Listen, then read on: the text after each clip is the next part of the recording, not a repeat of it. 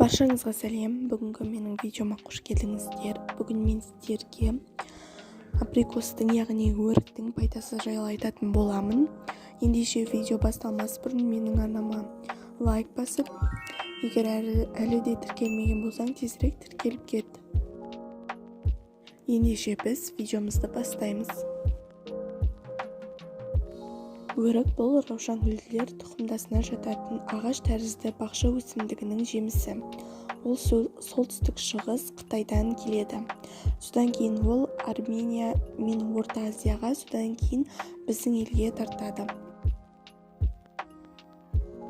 Өрік жүздеген жылдар бойы тамақ дайындауда қолданылған. Оларды қолдану тәбетті түсіруге, денені пайдалы микроэлементтермен және дәрумендермен қанықтыруға, күш, тиімділік пен күш қосуға, әртүрлі аурулардың емделуіне ықпал еткен. Сондықтан өрік дәмді ғана емес, сонымен қатар пайдалы жеміс болып табылады, бірақ кейбір жағдайларда адам денсаулығына теріс әсер етуі мүмкін.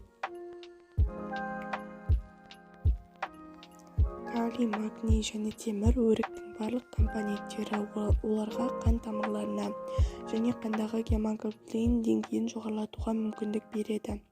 Айта кету керек, кептірілген өріктің құрамында жаңа піскен жемістерге қарағанда 6 есе көп калий бар.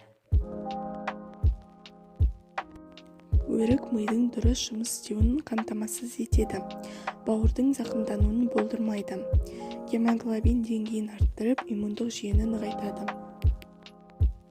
Сүйектерді жетілдіріп, тістердің беріктігін арттырады және құрамындағы С витамині суықтықтың алдын алады. Осымен біздің видео аяқталды. Егер сіздерге видео ұнаған болса, лайк басып, менің арнама әлі де тіркелмесең, тезірек тіркелуді ұмытпа.